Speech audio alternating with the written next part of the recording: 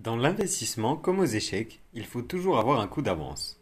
Alors que la alt season bat son plein et qu'on voit tous notre portefeuille exploser et que c'est la folie depuis un peu plus de 2 semaines, il ne faut pas perdre de vue que la saison des altcoins a une fin. Et la fin de la alt season coïncide avec un drame pour les investisseurs crypto, l'ombre du bear market. Ce bear market, qui est la longue traversée du désert que doivent subir les crypto-monnaies, s'annonce plus doux que ce que nous avons connu durant les précédents épisodes. La cause? L'arrivée de nombreux institutionnels et de gros portefeuilles qui ont profité des différents dips pour garnir leur portefeuille. Ces investisseurs institutionnels ont une vision à très long terme et comptent détenir leur crypto-monnaie pendant très longtemps. Pour donner quelques chiffres par exemple, hors Tesla et MicroStrategy dont on entend toujours parler, Grayscale, qui est le premier fonds d'investissement mondial dans les crypto-monnaies, fondé en 2013, détient pour le compte de ses investisseurs plus de 650 000 bitcoins, soit plus de 7% du total en circulation à l'heure actuelle. Ces 650 000 bitcoins sont valorisés à plus de 37 milliards de dollars. Ils détiennent également une importante quantité d'Ethereum, pour plus de 13 milliards de dollars au cours actuel.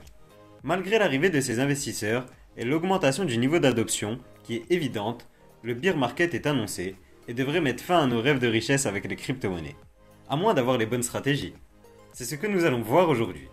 Je vais vous expliquer comment je me prépare au bear market à titre personnel et quelles stratégies je compte adopter. Bonjour et bienvenue sur Cryptomania. Si vous êtes intéressé par l'investissement dans les crypto-monnaies, n'hésitez pas à vous abonner pour ne rien manquer de l'actualité, des présentations de projets et des analyses stratégiques. Comme d'habitude, le contenu de cette vidéo est à but éducatif et je ne fais que vous partager mes retours d'expérience et les retours sur les recherches que j'ai pu effectuer. Je ne suis pas conseiller d'investissement.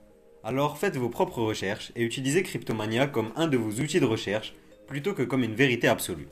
La deuxième partie de la vidéo sera un peu particulière parce que je vais vous présenter un petit projet en rapport avec l'investissement sur les crypto-monnaies sur lequel j'ai travaillé ces derniers mois. En particulier pour les auditeurs fidèles du podcast et les abonnés sur YouTube, ce projet me tient à cœur, alors n'hésitez pas à écouter jusqu'au bout. Pour en revenir au redouté bear market, tout d'abord, il est évidemment impossible de prédire avec exactitude la fin de celui-ci. Cependant, certains indicateurs nous révèlent actuellement qu'on est soit à l'apogée du bull run, soit vraiment pas loin.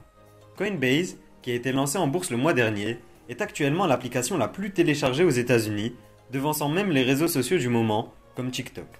Et qui dit apogée du bull run, dit alt season, la dominance du Bitcoin, qui calcule le poids du Bitcoin par rapport à l'ensemble des crypto-monnaies, ne cesse de descendre.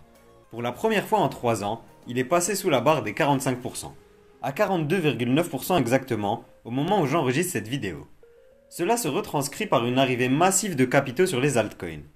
Sérieusement, si vous avez investi sur les crypto-monnaies avant les 3 dernières semaines, il est très difficile d'être perdant sur son portefeuille à l'heure actuelle, malgré les secousses comme celle de lundi dernier. D'après tous les spécialistes des prédictions foireuses, la fin de l'Eldorado devrait avoir lieu entre août et décembre prochain. Personnellement, c'est le second bull run que je vis et donc le second bear market que je m'apprête à vivre.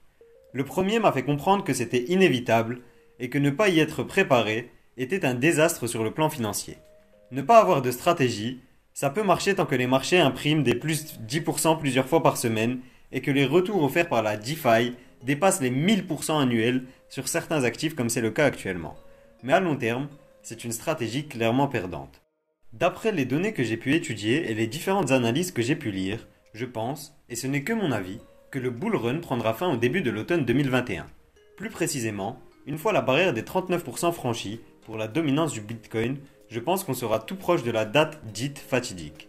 On verra alors toutes nos crypto-monnaies préférées voir leur cours baisser de 50%, 80%, voire 90% pour certaines. Beaucoup d'investisseurs perdront la majeure partie de leur portefeuille et on entrera dans cette longue traversée du désert. Une majorité d'entre eux quittera même l'univers des crypto-monnaies au moment où ils pourraient acheter leurs tokens favoris à prix réduit et faire des bénéfices énormes. Ce sont les mêmes personnes qui reviendront lors du prochain bull run, quand les marchés seront hauts et qu'on aura profité des retours offerts par nos tokens qu'on aura achetés pendant le bear market, vraiment pas cher. Pour ne pas faire partie de cette catégorie-là, 2 axes sont très importants à mon avis. Le premier axe est d'avoir une vision long terme. Même les professionnels les plus aguerris ont du mal à prédire le cours d'un actif financier sur quelques semaines ou mois, malgré leurs années d'études et leurs journées passées à analyser les marchés financiers. Ça semble donc encore plus compliqué pour nous. C'est pourquoi, à titre personnel, comme je crois en la révolution qui est apportée par la blockchain, j'investis à long terme. Le second axe qui est important, c'est qu'il ne faut pas hésiter à prendre ses profits. Quand votre investissement a fait x5 ou plus, il semble indécent de ne pas avoir retiré au moins une partie de son investissement. Le risque, c'est de sortir trop tôt et d'en rester frustré quand vous voyez que vous êtes passé à côté d'un retour potentiel énorme. La solution est à mon sens de sortir par palier pour son investissement. Lorsque je décide d'investir sur un projet après avoir analysé sa valeur potentielle et estimé que la valorisation était sous-évaluée, j'ai toujours un horizon d'investissement. Cet horizon peut être déterminé par différents facteurs, mais les deux plus importants que je prends en compte sont premièrement les cycles des crypto-monnaies, avec les bull run, puis les alt season, puis les gros crashs, puis les halving et ainsi de suite. Et le second axe est l'avancée sur la roadmap pour le projet. Pour que vous compreniez plus en détail ma stratégie d'investissement, je vais vous présenter un investissement sur le token DOT du projet Polkadot. En janvier dernier a été officialisé le lancement de la première parachain sur l'écosystème Polkadot. C'était la première étape vers l'accueil d'applications décentralisées sur ces parachains justement, qui est la fonctionnalité première prévue par la blockchain Polkadot. J'estimais donc qu'à ce moment-là, en particulier si Polkadot parvenait à développer sa fonctionnalité avant la fin du bull run, son potentiel était énorme. Et si ce n'était pas le cas, ça ne me dérangeait pas plus que ça, car Polkadot est un projet auquel je crois, quoi qu'il arrive, étant donné le sérieux de ses fondateurs, l'orientation prise par le projet et l'écosystème qui s'y développe petit à petit. J'ai donc acheté un projet à haut potentiel et à bas prix par rapport à sa valeur potentielle à long terme. J'aurais simplement attendu que la fonctionnalité de stacking soit disponible, ce qui est le cas actuellement d'ailleurs, et conserver mes tokens au moins jusqu'au prochain bull run. Pour parler de prix justement, l'annonce du lancement a été faite via Twitter le soir du 12 janvier 2021 sur le compte officiel de Polkadot. À ce moment-là, le prix du token était d'un peu moins de 9 $ par unité. Au moment où je suis passé à l'action, le DOT était à 11,3 $ par unité, soit une market cap aux environs des 11 milliards de dollars, comme il y a 1 milliard de tokens DOT en circulation. Étant donné qu'Ethereum est le principal point de repère en termes d'applications décentralisées, et plus précisément de leur accueil, et vu que la communauté Polkadot, sans aucune app à l'heure actuelle, est déjà très développée, la comparaison n'est pas aberrante. Le token Ether s'est changé le 13 janvier, date de mon achat, à un cours de 1200 $, soit une market cap totale de 140 milliards de dollars pour le projet Ethereum.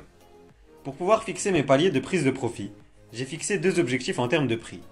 Le premier était plutôt réaliste et modéré, une market cap de 40 milliards de dollars, représentant le tiers de la valeur d'Ethereum au moment où j'ai décidé d'investir.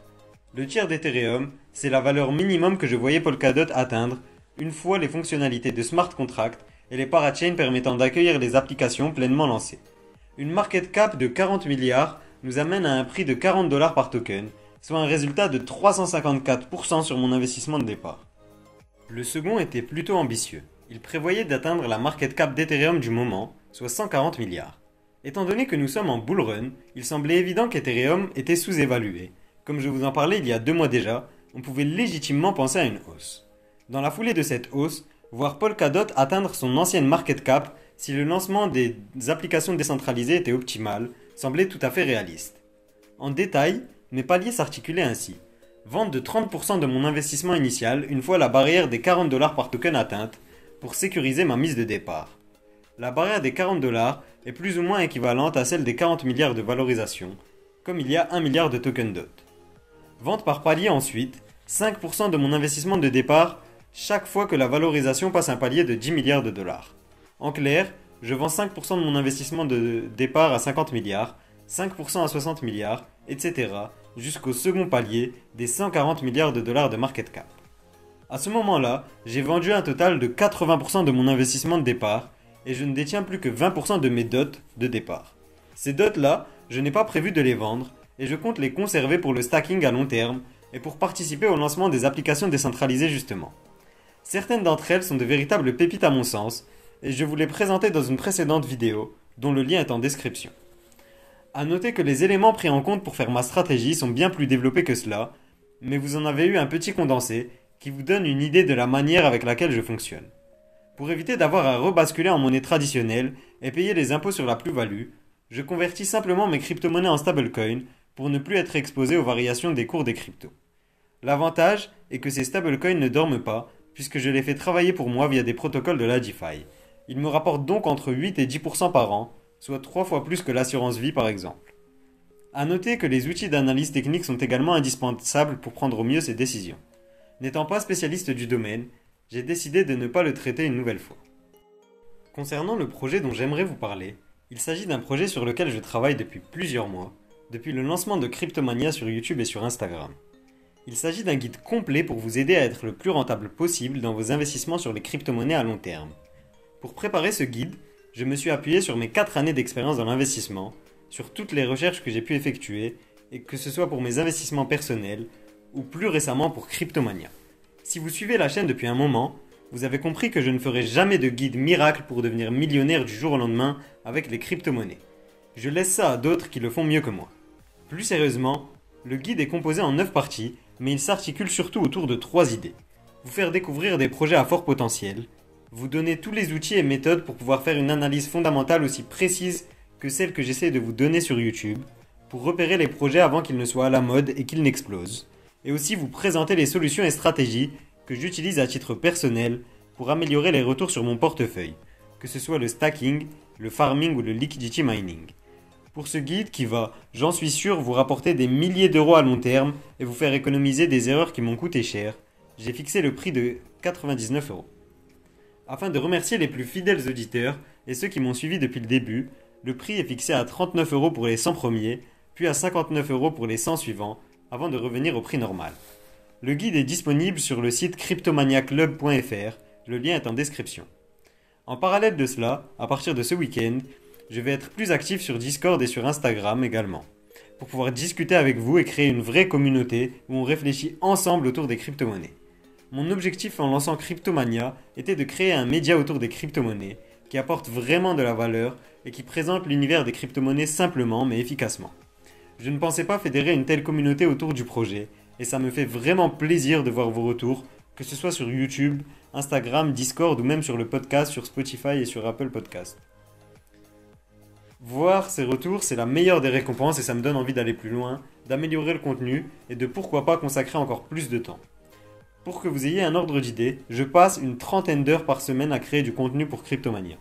C'est un réel plaisir, mais ça serait encore plus encourageant si je pouvais avoir un retour financier et ça me permettrait d'améliorer la qualité et la quantité de contenu car la marge est encore grande.